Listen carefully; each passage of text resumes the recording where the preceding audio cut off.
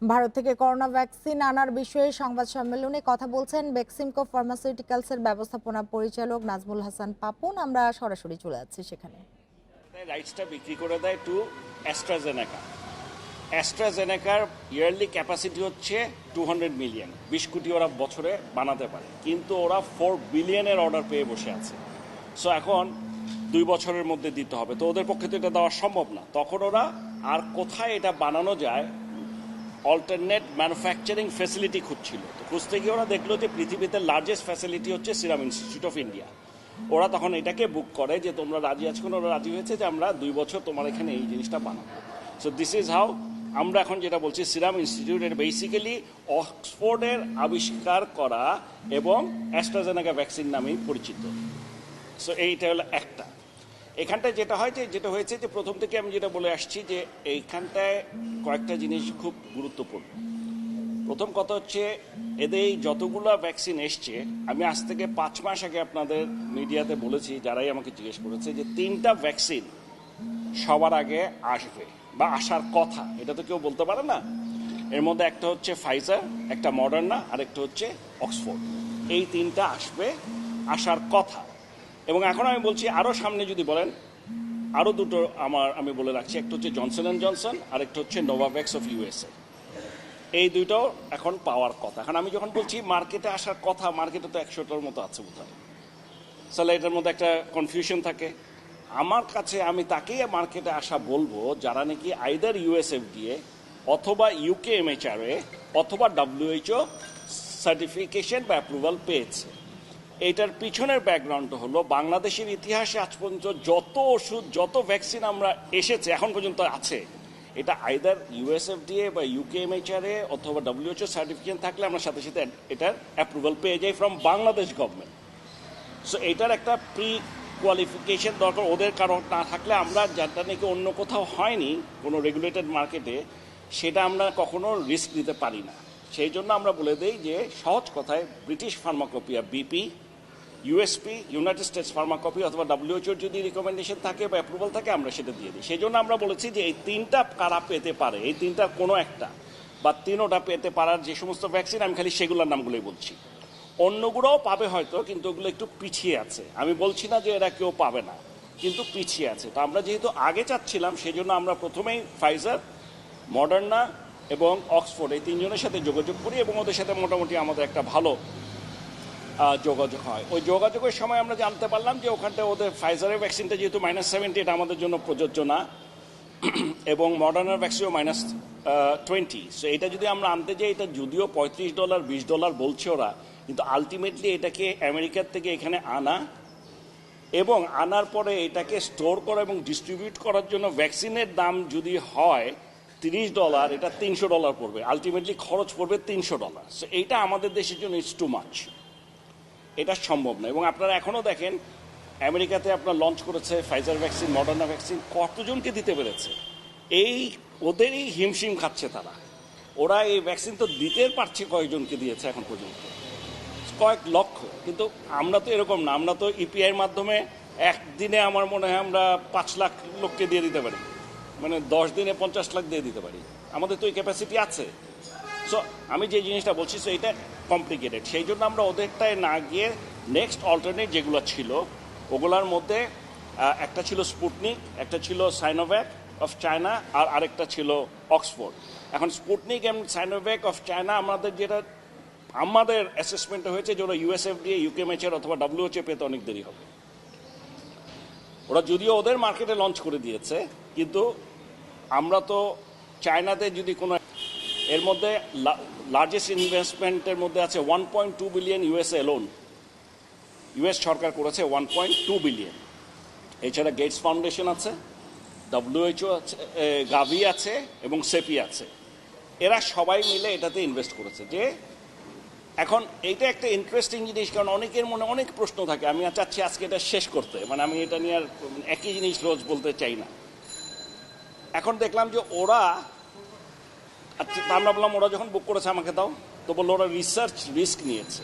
What is research risk? বললো যে আমার প্রোডাক্টটা এখনো অ্যাপ্রুভাল হয়নি। ওরা তো আমাকে দিয়েছে যখন আমি ফেজ 1 ফেজ 2ও করিনি তারপর ফেজ 3 করব। তো ওরা টাকাটা দিয়েছে কারণ এত বড় রিস্ক কোনো কোম্পানি নিবে না।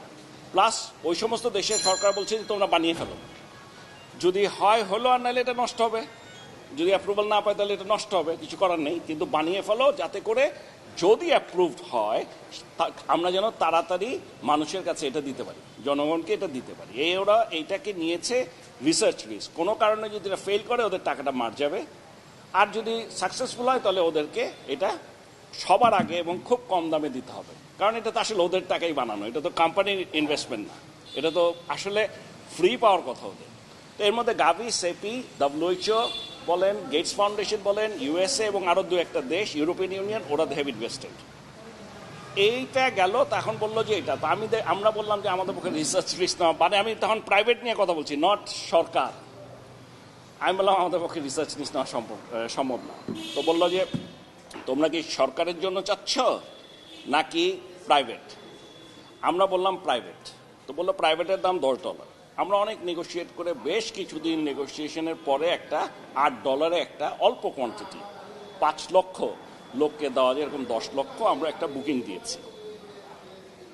দিয়ে যখন দিলাম তখন ওরা বললো যে তুমি এক কাজ করো, প্রাইভেটে তো তুমিই ফার্স্ট আসলা বাংলাদেশে, এখন অন্যান্য দেশে আমরা করছি কিন্তু তুমি হচ্ছে প্রথম, সো বাংলাদেশ মার্কেটে তোমাদের সাথে তোমাকে আমরা আমাদের এজেন্সি বা ডিস্ট্রিবিউটরশিপ দিতে চাই,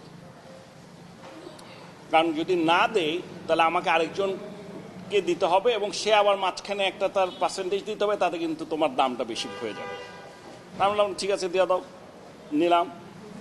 নেওয়ার পরে তখন আমরা নেগোসিয়েট করা শুরু করলাম যে আমাদের সরকারকে কিছু দেওয়া যায় কিনা। বলতে বলতে আমরা চাচ্ছিলাম আরও অনেক বেশি, অবশ্য আমরা শুরু করেছিলাম পুরো 10 কোটি চাচ্ছিলাম, করতে করতে করতে করতে করতে করতে করতে একটা জায়গায় এসে 3 কোটির জন্য ওদেরকে রাজি করাতে পারলাম যে 3 কোটি ডোজ দেওয়া যাবে। তখন যখন প্রাইসিংয়ের কথা হলো তখন আমরা বললাম এটা তোমরা সরাসরি সরকারের সাথে, এখানে প্রাইসিং নেগোসিয়েশনটা তোমরা সরকারের সাথে করো। সরকার নিবে কিনা তাই জানি না, নিলে কী দামে নেবে এটা সরকারের উপর, আমরা বলতে পারছি না। আমাদের প্রাইভেট মার্কেটের জন্য আমরা $8 ঠিক আছে, কিন্তু ওইটার কী দাম হবে আমরা জানি না, তোমরা যে দাম করতে পারো। তো তখন সরকারের সাথে ডাইরেক্ট নেগোসিয়েশন হয় এবং ওখানটায় আমরাও ছিলাম। সো বেসিক্যালি আমরা দেখলাম যে তখন ওরা বলছে রিসার্চ রিস্ক নিতে হবে, তো বাংলাদেশ সরকারের পক্ষে রিসার্চ রিস্ক নেওয়া সম্ভব না, মানে এটা কিন্তু 4-5 মাস আগের কথা বলছি আমরা অনেক আগে, এগুলো তো আগের থেকে না করলে আজকে পাওয়ার কথা না, পাবো কোত্থেকে? সো অনেক আগে। তখন আমরা বললাম যে নিব না। তো তখন বললাম আচ্ছা তুমি বাকি 7 কোটি কী করবা? বললো এটা ইন্ডিয়ান গভর্নমেন্টকে দিতে হবে। এখনও কিছু বলে নাই, কিন্তু যখনই আমি এটা বানানো হয়ে যাবে যদি অ্যাপ্রুভ হয় ইন্ডিয়ান গভর্নমেন্ট বলবে আমার দেশে না দিয়ে তুমি বাইরে দিতে পারবে না। সো এটা আমরা রেখে দিচ্ছি যে যদি এরকম বলে। তখন আমরা বললাম যে ঠিক আছে ইন্ডিয়ান গভর্নমেন্টকে কী প্রাইসে দিবা? তো বললো যে আমরা চেয়েছি $5 পার ডোজ। তখন ওরা বলল, আর ইন্ডিয়ান গভর্নমেন্ট বলছে না তুমি $3 করে অন্যদেরকে দিচ্ছ, আমাদেরকেও $3 দিতে হবে। এখানে আসলে একটা প্রাইসের ডিফারেন্স আছে, যেমন USA নিচ্ছে $4 করে, যদিও ইনভেস্ট করেছে, রিসার্চ রিস্ক নিয়েছে। আবার গাভি, সেপি ওরা কত করে পাচ্ছে জানি না, আর আমরা ধরে নিচ্ছি এখন পর্যন্ত আমাদের আন্দাজ অনুযায়ী $3 মতো হবে, কারণ ওরা আবার সাবসিডাইজড রেটে প্রায় $2 আমাদের কাছে দিচ্ছে। এটা তো ওরা সাবসিডি দিচ্ছে নিশ্চয়ই, আমাদেরকে ফ্রি পাওয়ার কথা ছিল, আমাদের অনেকে ভেবেছিলাম যে ফ্রি পাবো। তো যাই হোক, সো এইখানটায় $3, তো ইন্ডিয়ান গভর্নমেন্ট 3-এর বেশি দিবে না, এই কথা হচ্ছে হচ্ছে হচ্ছে হচ্ছে তখন আমরা মাঝামাঝি একটা দাম ঠিক করলাম $4, যে $4 আমরা নিচ্ছি, এই $4 আমরা নিব। তবে ইন্ডিয়ান গভর্নমেন্ট যদি এর চেয়ে বেশি দামে নেয় তাহলে আমাদের কাছ থেকে বেশি নিতে পারবে না, এই দামই দিতে হবে। আর ইন্ডিয়ান গভর্নমেন্ট যদি এর চেয়ে কমে নেয়, এর চেয়ে কম দামে নেয়, তাহলে আমাদেরকে সেই দামই দিতে হবে। সো $4 যদিও বলা আছে, it is subject to Indian government কী দামে কিনছে। এর পিছনে কারণটা হচ্ছে আমাদের ধারণা ইন্ডিয়ান একটা কোম্পানি ইন্ডিয়ান গভর্নমেন্টকে যেই দামে দিবে সেটাই সবচেয়ে কম হওয়ার কথা, এবং ওরা রাজি হয়নি। আমরা বলেছি ইন্ডিয়ান গভর্নমেন্ট তো তোমার রিসার্চ রিস্ক নেয়নি, তাহলে তুমি কেন দিবা না, তাহলে বাংলাদেশকে দাও, এবং ওরা রাজি হয়েছে। So this is what it is now. এখন আসলে আপনি এই ভ্যাকসিনটা নিয়ে কি হচ্ছে, এই ভ্যাকসিনের সবচেয়ে বড় যে জিনিসটা হচ্ছে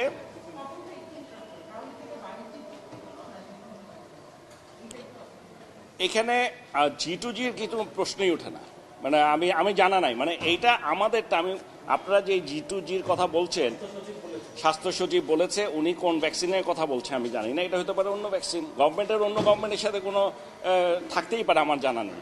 এখানে বেক্সিমকো ফার্মাও গভর্নমেন্ট না, সিরাম ইনস্টিটিউটও গভর্নমেন্ট না, একদম ক্লিয়ার। কাজে এখানে গভর্নমেন্ট টু গভর্নমেন্ট কীভাবে হয়েছে, ওনাদের হতে পারে অনেক সরকারের সাথে হয়তো ওনাদের কোনো একটা চুক্তি হয়েছে, বাট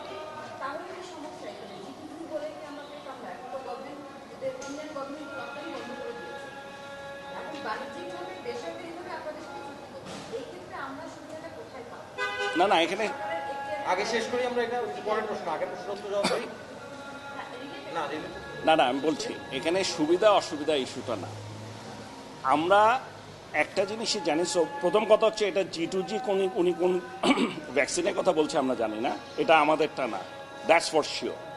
আমরা যে ভ্যাকসিনের নিয়ে বলতে পারবো সেটা হচ্ছে অ্যাস্ট্রাজেনেকা, মানে সিরাম ইনস্টিটিউট, বাংলাদেশ গভর্নমেন্ট এবং বেক্সিমকো ফার্মা যে এগ্রিমেন্টটা করেছে ফর 30 মিলিয়ন ডোজেস, 3 কোটি। নাও অ্যাকর্ডিং টু দ্য কন্ট্রাক্ট, ওই কন্ট্রাক্টে ক্লিয়ারলি লেখা আছে আমাদের এখানে পাওয়ার একটা প্রি কন্ডিশন আছে, সেটা হচ্ছে আইদার USFDA অথবা UKMHRA অথবা WHO অ্যাপ্রুভাল পেতে হবে। এই জিনিসটাকে লাইক এনি আদার মেডিসিন বাংলাদেশে যে কোনো ওষুধের যার তাই, এই তিনটার একটার অ্যাপ্রুভাল পেতে হবে, নাম্বার 1। নাম্বার 2, এই অ্যাপ্রুভালের উপর নির্ভর করবে বাংলাদেশ রেগুলেটরি ড্রাগ অ্যাডমিনিস্ট্রেশন এটার অ্যাপ্রুভাল দিবে কি দিবে না। বাংলাদেশ রেগুলেটরি অথরিটি অ্যাপ্রুভাল দেওয়ার 1 মাসের মধ্যে ওরা আমাদের এখানে সাপ্লাই শুরু করতে হবে অ্যাকর্ডিং টু দি এগ্রিমেন্ট। এখন 1 মাসের মধ্যে প্রতি মাসে 50 লক্ষ করে, 6 মাসের মধ্যে 3 কোটি ডোজ দিবে। This is clear cut written এইটার মধ্যে। আরও একটা জিনিস আছে যে অ্যাডভান্স পেমেন্ট করতে হবে না করবে, এগুলো নিয়ম আছে যে ওরা ব্যাংক গ্যারেন্টি দিচ্ছে 100%, কারণ আমাদের তো রিস্ক নিচ্ছি না আমরা কোনো, যে আমাদের টাকা সরকারের যেন একটাও মার না যায়, কোনো কারণে ওরা দিতে পারলো না বা কিছু হলো, যাতে করে টাকা পুরা টাকাটা পায়।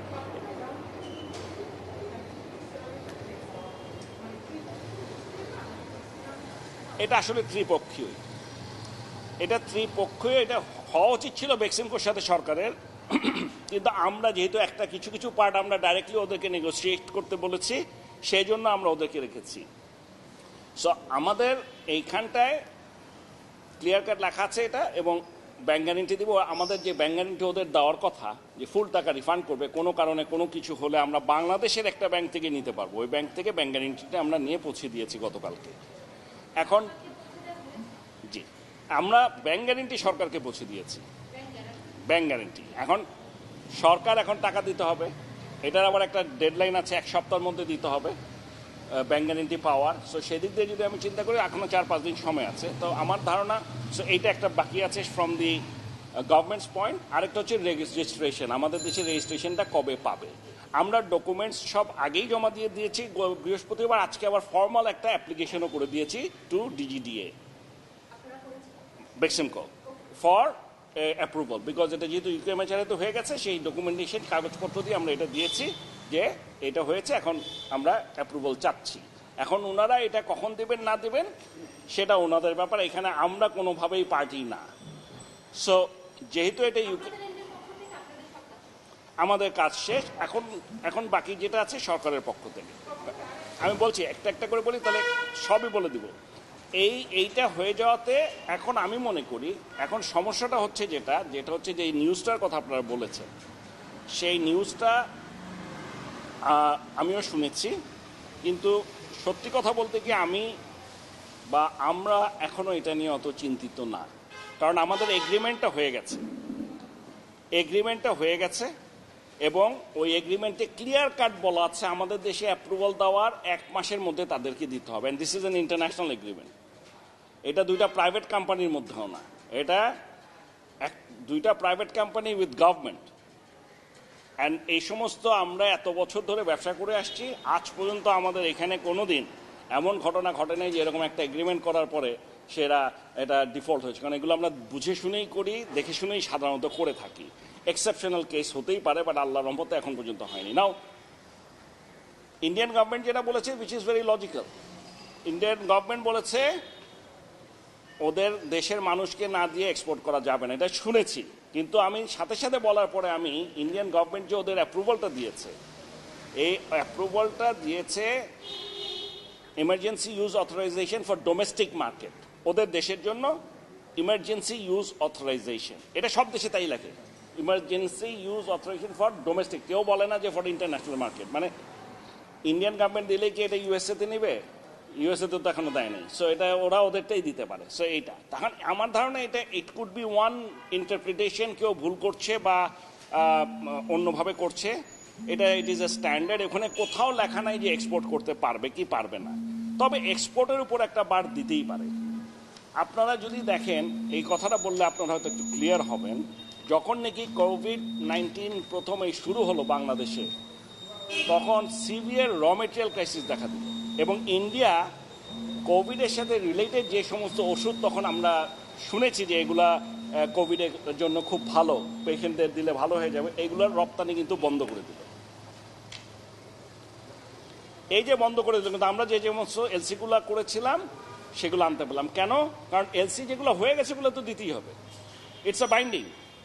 সিমিলারলি এগ্রিমেন্ট যেটা হয়ে গেছে, আমার ধারণা, আমার দৃঢ় বিশ্বাস, এটাতে আমাদের এই এগ্রিমেন্ট যেহেতু হয়ে গেছে আগেই, আমরা যত মানে এইটাতে কোনো সমস্যা হওয়ার কোনো কারণ নেই।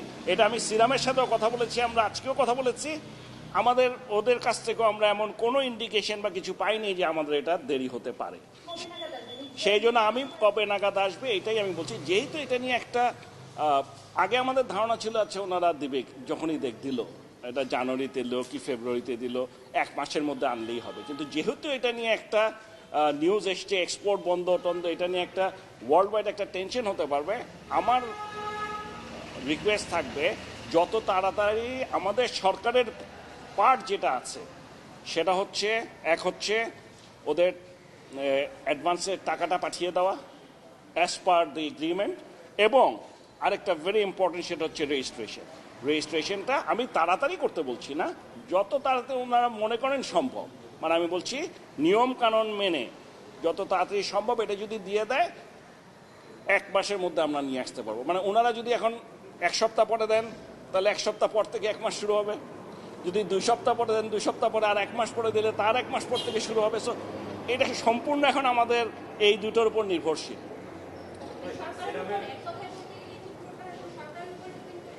মানে রেগুলেটরিটাই বেশি আমার ধারণা, টাকা পাঠানোটা দেরি হওয়ার কোনো কারণ নেই, কারণ গভর্নমেন্ট তো আগেই অ্যাপ্রুভ করে দিয়েছে। হ্যাঁ,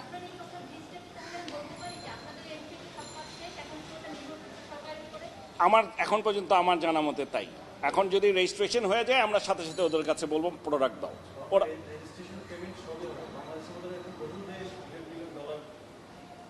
ইনভেস্ট করেছে, সেটার সাথে ভারতের যে কারণে জায়গায় এসেছে, প্রথম 10 কোটি ভ্যাকসিন সে আগে ভারতের বাজারে দেবে, তারপরে হচ্ছে সে অন্য জায়গায় দিতে পারবে। মিস্টার মায়াঙ্ক, যিনি সেরামের গণসংযোগ বিভাগের কর্মকর্তা, তিনি আজকে ইন্টারন্যাশনাল মিডিয়ায় এই কথাটি বলেছেন যে যে নিষেধাজ্ঞার খবরটি এসেছে সেটি আসলে তাদের সাথে ভারতের এই চুক্তিটা, অর্থাৎ প্ল্যান করার সবকিছু মিলে, তো এরপরে না হয় বাংলাদেশ পাবে। আপনি যেসব প্রক্রিয়ার কথা বলছেন, এসব প্রক্রিয়া তো অন্যান্য দেশও আসলে সবকিছু করে বসে আছে। তাহলে আমাদের দেশের মন্ত্রী বা সচিব ওনারা কেন বলছেন যে আগামী মাসে 3 কোটি আসছে, আগামী মাসে 50 লক্ষ আসছে, এই জিনিসগুলো? এটা আমি বলতে পারবো না, তবে আমি এখন পর্যন্ত এইটুকু আপনাদেরকে বলতে পারি, অ্যাজ অফ টুডে আমি নিশ্চিত যে আমরা যদি এখন তাড়াতাড়ি করে এগুলো দিয়ে দিতে পারি, আমরা সময় মতো পেয়ে যাব। মানে আমাদের রেজিস্ট্রেশন অ্যাপ্রুভাল পাওয়ার 1 মাসের মধ্যে আমরা নিয়ে আসতে পারবো।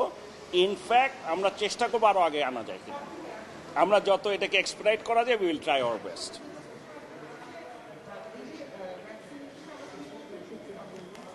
হ্যাঁ,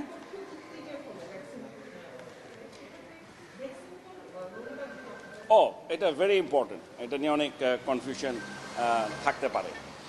এখানটায় আপনার নর্মালি আমরা কিন্তু বেক্সিমকো সম্পর্কে একটা ব্যাকগ্রাউন্ড অনেকে হয়তো আপনারা জানেন। স্বাধীনতার পরপর বেক্সিমকোই প্রথম ওষুধ ইম্পোর্ট করা শুরু করে from USA, Upjohn of USA, Bayer of Germany, pharma ইটালিও Carlo Erba of Italy, and Hoffmann La Roche এই সুইজারল্যান্ড, এই সমস্ত দেশের ওষুধগুলো বাংলাদেশে ইম্পোর্ট করতো, করে এনে এইখানটায় মার্কেটিং অ্যান্ড ডিস্ট্রিবিউশন করতো অ্যাজ দ্য সোল এজেন্ট অথবা ডিস্ট্রিবিউটার। শেষ কাজে এই পদ্ধতি আমাদের জানা। তারপর ইভেনচুয়ালি যখন বেক্সিমকো নিজের প্রোডাক্ট লঞ্চ করলো একটা সময় এসে তারা মনে করলো যে না এগুলো আমাদের জন্য হ্যাসেল, তার চেয়ে আমরা নিজেদের প্রোডাক্টই মার্কেট করবো, ইম্পোর্ট আর করবো না। তখন আমরা ইম্পোর্ট বন্ধ করে দিলাম। নাও আমরা না করলে অনেক ওষুধ ইম্পোর্ট হয় এখনো বাংলাদেশে, অনেক ওষুধ ইম্পোর্ট হয়, মানে অনেক বলতে খুব বেশি না, বাট কোয়ান্টিটি আবার কমও না, মানে হিউজ মার্কেট, তো এর মধ্যে আপনার 10% অনেক বড়। সো আপনি যদি দেখেন বেশ কিছু অ্যান্টি ক্যান্সার ড্রাগস ইম্পোর্ট হচ্ছে, ভ্যাকসিন মোটামুটি প্রচুর ইম্পোর্ট হয় বাংলাদেশে, অন্যান্য ওষুধও কিছু ইম্পোর্ট হচ্ছে যেগুলো আমরা বানাই না, আমরা এদেশে যেটা বানাচ্ছি না সেটা ইম্পোর্ট হচ্ছে। যত প্রোডাক্ট ইম্পোর্ট হয় বাংলাদেশে এটার জন্য প্রাইসিংয়ের একটা একেবারে নির্দিষ্ট ফর্মুলা করে দেওয়া আছে, নির্দিষ্ট ফর্মুলা যে কোন ওষুধ আনলে এটার দাম কি হবে, ওরার ইম্পোর্ট যে দামে কিনছে এটার উপরে একটা ফর্মুলা আছে দিয়ে দেয়। এখন আপনি ধরেন আমাকে যদি বলেন ভ্যাকসিনের ক্ষেত্রে কী হয়, ভ্যাকসিনের ক্ষেত্রে যেটা হয় 7.5% আর 12.5%, কারণ ভ্যাকসিনের ডিস্ট্রিবিউশনটা কিন্তু একটু ডিফিকাল্ট, ট্যাবলেট ক্যাপসুল সিরাপের মতো না, কারণ টেম্পারেচার সেন্সিটিভ, এটাকে আপনাকে 2 to 8 ডিগ্রি সেন্টিগ্রেডে এর মধ্যে রাখতে হয় মেজরিটি অফ দেম, যেগুলো নাকি আমাদের ইপিআইয়ের মাধ্যমে আসে বা বাংলাদেশের যে সমস্ত ভ্যাকসিন আছে। সো এটার যেহেতু এটা স্টোরেজ ডিস্ট্রিবিউশনটা কঠিন, সেই জন্য 7.5 এবং 12.5 20% পায় যে ইম্পোর্ট করে সে, বা যা মানে ডিস্ট্রিবিউটার বলেন সোল এজেন্ট বলেন, সে 20% পায়। এটা হচ্ছে আমাদের স্ট্যান্ডার্ড ফর্মুলা। সেদিক দিয়ে যদি আপনি চিন্তা করেন তাহলে আমরা যদি এটা $4 হয়, $3, $3, $2, $2, এটা অন্য কথা, যেই দামই হয়, এটা যেহেতু $4 আমরা করেছি, ওখানটা এটা নর্মালি আসে 80 সেন্ট করে পাওয়ার কথা আমাদের পাওয়ার কথা, এবং এটা আমরা সরকারের কাছে বিক্রি করার কথা $4.8। ক্লিয়ার? যতগুলো এটা একটা প্রাইস দিয়ে দেয়, এই প্রাইসের সরকার আমার কাছ থেকে নেবে। এটা হচ্ছে আমাদের অলরেডি প্রেসক্রাইব ফরম্যাটে যা আছে ওষুধের, যে কোনো ওষুধের। হ্যাঁ, কোনটা? এটা ব্যাপার হচ্ছে এক একটা প্রাইসিং ফর্মুলা থাকে প্রত্যেকটা imported product, locally produced product, local যে ওষুধগুলো বানানো এটার RMPM কস্টের উপরে একটা মার্ক আপ করে ওরা একটা ফিক্স আছে, এত % হচ্ছে ম্যানুফ্যাকচারার পাবে, 16% রিটেল মার্জিন, 15.5% VAT, এরকম করে একটা টিপি দেয় যেটা নাকি খালি কোম্পানি পাবে, আর MRP দেয় উইথ VAT, যেটা নাকি পেশেন্টরা দোকানে গিয়ে পে করতে হয়। ক্লিয়ার? মানে 100 টাকা যদি আমি একটু সহজ করে দিই, 100 টাকা যদি একটা ওষুধের দাম হয় তাহলে 131 টাকা দিয়ে রুগীকে কিনতে হয়। সো আমরা যদি 100 টাকা পাই তাহলে রুগীকে কিনতে হবে 131 টাকা, 16 টাকা পাবে রিটেইলার যে দোকানদার বিক্রি করছে, এবং 15 টাকার চেয়ে একটু বেশি ওটা পাবে আপনার VAT। শেষ। এটা হচ্ছে নিয়ম ওষুধ লোকালি বানানো। ইম্পোর্টের জন্য এরকম প্রাইস পুরো ফিক্স করা আছে 15, তো এটা সবার জন্য সেম। সো আমাদের ওই যদি নর্মাল যা হয় তাই হয়, তাহলে আমাদের এটা 80 সেন্ট পাওয়ার কথা। এইবারের এইটার ক্ষেত্রে এগ্রিমেন্টটা যখন হলো তখন গভর্নমেন্ট করলো কি, কিন্তু এখানে আমাদের কোনো দায়িত্ব নাই, আমাদের কিন্তু আর কোনো দায়িত্ব নাই। হ্যাঁ, আমরা তো সোল ডিস্ট্রিবিউটার, আমরা কিন্তু এক্সক্লুসিভ ডিস্ট্রিবিউটার বা সোল এজেন্ট। তো আমরা খালি এনে দিচ্ছি সরকারকে, সরকার এটা নিয়ে কোথায় রাখবে, ডিস্ট্রিবিউটর কী করবে, এটা সরকারের দায়িত্ব। এইটার ক্ষেত্রে এসে আমাদের সমস্যাটা হলো, মানে আমি যেটা বুঝি, আমি আমার কথা বলছি, আমরা বছরে 40 লক্ষ ভ্যাকসিন ইপিআইয়ের মাধ্যমে দিয়ে থাকি, তাহলে মাসে যদি ধরেন আপনি 3.5 লাখের মতো করি, কিন্তু এই ভ্যাকসিনের ক্ষেত্রে আমাকে মাসে 50 লক্ষ দিতে হবে। এখন এই যে এত গুণ বেশি, প্রায় 15 গুণ বেশি, এইটার জন্য সরকারকে এখন কি করতে হবে? সরকারকে ওয়্যারহাউস বানাতে হবে, সাফিসিয়েন্ট ওয়্যারহাউস বানাতে হবে, ওটাকে এতগুলো স্টোর করার মতো। সরকারকে গাড়ি ইম্পোর্ট করতে হবে। এটা এই এতগুলো ভ্যাকসিন এখন আগে ধরেন 5টা গাড়িতে বা 10টা গাড়িতে হইতো, এখন লাগবে 50টা গাড়ি। গাড়িগুলো এই গাড়িগুলো আবার সবগুলাই স্পেশালাইজড, নর্মাল গাড়ি না, টেম্পারেচার কন্ট্রোল, এগুলো অর্ডার দিয়ে ইম্পোর্ট করে আনতে হয়। গাড়ি কিনতে হবে, এটার জন্য কুল বক্স কিনতে হবে, এরকম অনেক কিছু আছে, অনেক কাজ, এটা এছাড়াও আর অনেক কাজ আছে। সো গভর্নমেন্ট চিন্তা করলো, আবার এখানটায় আরেকটা জিনিস হয়, এটা কোল্ড চেইনটা মেনটেন হলো কি না এইটা এনশিওর কে করবে? এটা নর্মালি এটা সরকারের কথা, সরকার কিনেছে যাতে সরকার, আমরা যদি এনে প্রাইভেট মার্কেটে বিক্রি করি আমরা করব। এইটার মধ্যে একটা হ্যাসেল আছে, তারপরে আছে আপনার আরও অনেক সময় ড্যামেজ হতে পারে, পিলফারেজ হতে পারে, মিসিং থাকতে পারে, ট্রান্সপোর্টেশনের সময় সমস্যা হতে পারে। আমার ধারণা সেই সব কথা চিন্তা করে সরকার হঠাৎ ঠিক করলো একটা, যে বলে আমাদেরকে বলে দিল না কোনো কমিশন টমিশন নাই, নিয়ম কানুন বুঝি না, তোমাদেরকে $1 পাবা তোমরা। কিন্তু এই $1 তোমার এই ভারত থেকে এটা বাংলাদেশে আনা, এটার জন্য ইন্স্যুরেন্স করা, এই ইম্পোর্ট কস্ট, এখানে আসার পরে ছাড়ানোর কস্ট, এই রেজিস্ট্রেশন কস্ট, এই যে রেজিস্ট্রেশন হচ্ছে রেজিস্ট্রেশন করা, এবং এটাকে স্টোর করা, তার মানে আমাদেরকে স্টোর করা অ্যান্ড ডিস্ট্রিবিউট, এটা তোমাদের করতে হবে।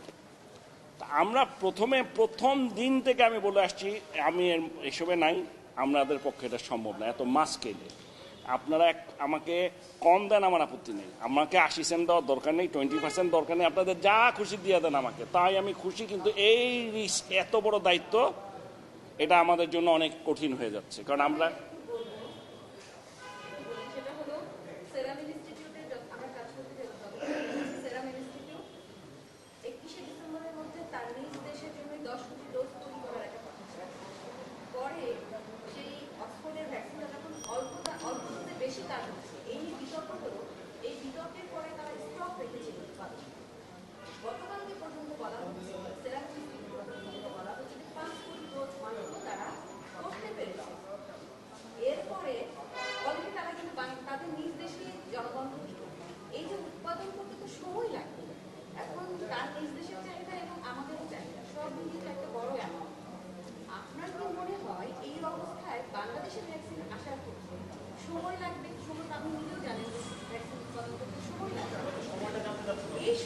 আমি তো বলেই দিলাম বাংলাদেশ, আচ্ছা আমি বুঝলাম না, বাংলাদেশ ড্রাগ অ্যাডমিনিস্ট্রেশন থেকে যেদিন রেজিস্ট্রেশন দিবে তার 1 মাসের মধ্যে আসা শুরু করবে, প্রতি মাসে 50 লাখ করে, 6 মাসে 3 কোটি, ফিনিশড। মানে এখানে আর কি আপনাদের তো আর কিছু নেই, এটা ওনাদের problem, this is the agreement, এটা তো ওরা বুঝিয়ে দিয়েছে আমাকে। মানে ওদের সমস্যা আমি এখানে দেখতে যাব সরকার হিসেবে, আমি বুঝলাম না একটা প্রাইভেট কোম্পানির কি সমস্যা, এটা ওয়াই উইল দ্য গভর্নমেন্ট এটা নিয়ে মাথা কামাবে, আমি বুঝতে পারছি না যে আপনারা। আমি এটাই জানি, যদি তাকে, সে যখন এগ্রিমেন্ট করেছে তাকে জেনেই দিতে হবে যে আমি দিতে পারবো কিনা, তা নাহলে এগ্রিমেন্ট করলো কেন? মানে আপনারা আসলে লজিক্যালি আমরা যেভাবে ব্যবসা করে আসছি, আমি সেই লাইনে বলছি, আমি এখানে গভর্নমেন্ট বা পলিটিক্স এগুলোর মধ্যে নাই, সিম্পল। এক্স্যাক্টলি, এখানে তো আমার কাছে এটা তাই সিম্পল। আমরা জাস্ট এখানে সরকারকে সাহায্য করার চেষ্টা করেছি, যে আগে যদি আমরা এই বুকিংটা না দিতাম, তাহলে আমি এইটুকু বলতে পারি আপনাদেরকে, এখন এতদিনে অন্তত আপনাদের বুঝে যাওয়া উচিত যে বেক্সিমকো এইটা যদি না দিত কি হতো, কোন কোম্পানি বা সরকার কোথায় বুকিং দিয়েছে, কোন ভ্যাকসিন এনেছে, আনতে পারবে? একটা আনতে পারবে? আর এই যে দাম বলছি, এর ডাবল দামেও যদি কেউ দিতে পারে, আমি চ্যালেঞ্জ করে দিলাম, প্রশ্নই ওঠে না। সো আসলে কথা বলার জন্য কথা বলে তো লাভ নেই। এবার কতগুলা জিনিস নতুন হয়েছে, আমি আপনাকে বলে, এই প্রথম এই এগ্রিমেন্ট বাংলাদেশের ইতিহাসে আমি বলবো, একটা স্বাস্থ্য মন্ত্রণালয় যে এগ্রিমেন্টটা করেছে, এটা যুগান্তকারী। আপনাকে আমি একটা করে বলে দিই। প্রথম কথা হচ্ছে প্রাইসিং। এরকম কোনোদিন কোনো এগ্রিমেন্ট আছে যে ইন্ডিয়ান গভর্নমেন্টের যে দাম দেবে তার চেয়ে ইন্ডিয়া বেশি নিলে বাড়বে না, কম নিলে আমাকে কমায় দিতে হবে, এরকম কোনোদিন এগ্রিমেন্ট হয়? এই এগ্রিমেন্ট আসছে, তার মানে they ensure, government ensure lowest price, number 1। Number 2, 80 cent করে এমনি নিয়ে যেত, প্লাস 10 সেন্ট তো নিয়ে যাবে ভিএটি আমার, যেহেতু এখন এটা বলছে সার্ভিস চার্জ, তাহলে আমার 10 সেন্ট কিন্তু কেটে নিয়ে যাবে। তাহলে আর 10 সেন্ট দিয়ে তো আর আমার এত কিছু ইনভেস্টমেন্ট করা সম্ভব না, আমাকে ওয়্যার হাউস বানাতে হচ্ছে। অলরেডি আমি 60 টাকার ইম্পোর্ট করেছি অলরেডি, আরও চাচ্ছি, কিন্তু ওয়ার্ল্ড মার্কেটে ক্রাইসিস। আপনি জানেন যেই জিনিসটার দাম ছিল সে এমনি হিসেবে বলছি 10,000 টাকা, এখন 1 লাখ টাকা চায়, কারণ ক্রাইসিস এরকমই হয়। আপনি কুল বক্সের দাম বেড়ে গেছে কত গুণ, এখন এগুলো তো আমাদেরকে করতে হচ্ছে। শুধু তাই না, তারপরও আমরা চেষ্টা করে যাচ্ছি, এবং মানুষ এখানে মনে করছে কি লাভ, কত কি করে ফেলছি।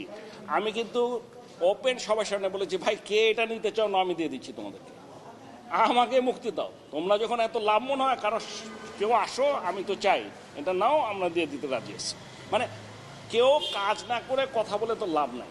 এইটা আমার মনে হয় এটা একটা আমাদের জন্য বিরাট প্রবলেম। মানে আমি মনে করি এটা মানে সরকারকে হতাশ করার জন্য বলছি না, কিন্তু এটা আমি কোনো ব্যবসায়িক মাইন্ডে এটা কেউ এই ধরনের এগ্রিমেন্ট করবে বলে আমার জানা নেই। সেক্ষেত্রে টুল বক্স এবং গাড়ি আনছি, এখন কি করবো, ইম্পোর্ট করছি। কবে নাগাদ দেশে আসবে বা কবে নাগাদ? অলরেডি 7টা চলে এসছে আমাদের, আমরা কন্টিনিউয়াস আনছি। ওনারা আমাদের এখন ওয়্যারহাউস প্রায় কমপ্লিট ঢাকায়, ওয়্যারহাউস ঢাকায় এবং সেন্ট্রাল ওয়্যারহাউস। এখান থেকে ওনারা যে ওনাদের ডিপো আছে নেশন ওয়াইড, ডিপো বলবে যে অমুক দিন অমুক জায়গায় নিয়ে আসো, সেই দিন আমাকে গিয়ে ওইটা ওখানে গিয়ে পৌঁছে দিতে হবে। এবং ওখানে গিয়ে আপনি একটা একটু চিন্তা করে দেখেন, পুনের থেকে গাড়ি করে এটা যাবে দিল্লি, ওই গাড়ি কোল্ড চেইন মেনটেন করতে হবে। দিল্লিতে প্লেনে করে আসবে ঢাকায়, ঢাকায় আসার পর এটা ইন্সপেকশন, কিন্তু বাক্স খুলতে পারবো না। দেখবো বাইরে দিয়ে বোঝা যায় কিনা, ও যত কার্টুন আসার কথা ছিল আসছে কিনা, এই ফিজিক্যাল এগুলো সব দেখে টেকে আমাদের দায়িত্বে নিয়ে আসতে হবে। ইন্স্যুরেন্স করতে হবে আমাদের ফর এনি লস, এবং আনার পরে এটাকে আমাদের কাছে রেখে দিতে হবে ওয়্যার হাউসে, সেন্ট্রাল ওয়্যার হাউসে। এবং ওনারা যেদিন বলবেন সেদিন গিয়ে ওনাদের ডেজিগনেটেড ওয়্যার হাউসে পৌঁছায় দিয়ে ওখানে খুলে প্রমাণ করে দিয়ে আসতে হবে যে এটার কোল্ড চেইন ব্রেক হয়নি এখন পর্যন্ত, এই পুনের থেকে আসা পর্যন্ত। আপনারা এটা কি সহজ কিছু মনে করেন? আমরা বেক্সিমকো ফার্মা জীবনে ভ্যাকসিনের ব্যবসা করেনি, আমাদের জন্য এটা মনে হচ্ছে একটা বিশাল বিপদ, এটা একটা বিশাল বিপদ। সো আর এখানে যদি দেখা যায় ঠিক নাই, তখন তো আমারই ফেরত নিয়ে গভর্নমেন্টকে কম্পেনসেট করতে হবে। It's a huge risk Beximco has taken. কাজে এখানে কে কি বলে, বুঝে বলে না বুঝে বলে আমি জানি না। তো যাই হোক, আমি যেটা বুঝি এটা একটা রিস্ক নিয়েছি, কিন্তু we are ready, we have accepted, this is number one. এবং এই যে কন্ডিশন, এর আগে যারা এতদিন 80 সেন্ট করে পেয়ে আসছে তাদের কারো কিন্তু এই কন্ডিশন ছিল না। আপনি আমার কথাটা বুঝেন। এখন life will be difficult for everybody. বেক্সিমকোর এই এগ্রিমেন্টের পরে বাংলাদেশে পয়সা বানানো উইল ভেরি ডিফিকাল্ট। আমি এইটুকু আমার ধারণা ফর মেডিসিন ইম্পোর্ট, যদি এটা মানে, অন্যরা কেউ যদি এটা মানে।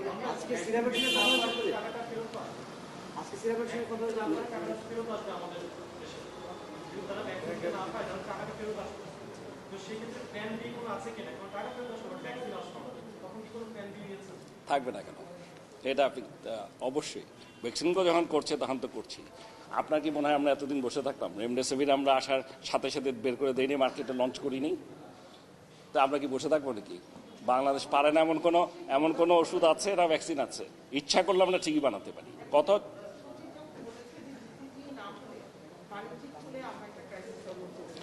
সচিবের কথা কি বলেছে, এটা আমাদের ভ্যাকসিন না, আমাদেরটাই কোনো সমস্যা নাই। এখন উনি কি সমস্যা দেখছেন এটা উনি জানেন, আমার জানা নেই। আমি আমাদের এটা এইসব বলে খামাখা সমস্যা ক্রিয়েট করতে চাই না।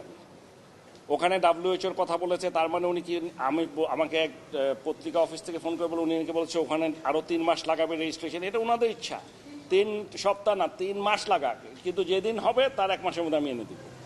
এখন ওনারা যে 3 সপ্তাহ আরও কেন লাগাবে, আমি কোনো লজিক্যাল কারণ খুঁজে পাচ্ছি না। এখানে লেখা আছে USFDA, UKMHR অথবা WHO। এমন কোনো ওষুধ আছে যেটা USFDA যেটা WHO-তে নাই? বরং WHO-তে থাকলে USFDA UKMHR নাও থাকতে পারে।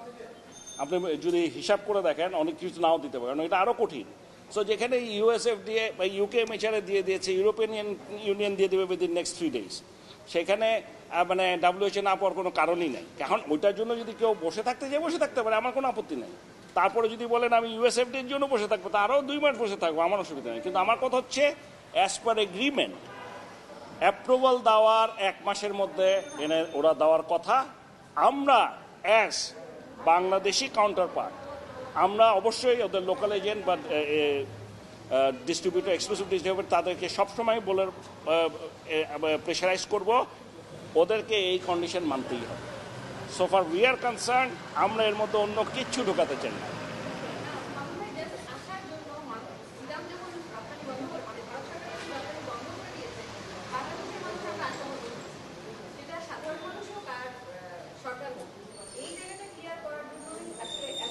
না না, আমি জানি, আমি এটা নিয়ে আপনাদের যে কনসার্ন, এটা নিয়ে কিন্তু আমার কোনো কথা না। কিন্তু আমি G2G উনি কি বলছেন আমি জানি না।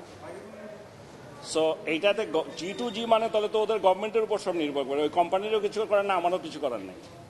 মানে আমি বুঝতে পারছি না এখানে ঘটনাটা কি, মানে কি ওনারা আবার কোনো কিছু করেছে কিনা এটা তো আমি জানি না। কারণ আমাদের এটার সাথে ইন্ডিয়ান গভর্নমেন্টের কিছু নাই, মানে আমরা দিস ইজ আ প্রাইভেট। এখন ওনারা যদি গভর্নমেন্ট আনে তাহলে গভর্নমেন্টের নিয়মকানুন আসতেই পারে, এটা এফেক্ট করার কথা।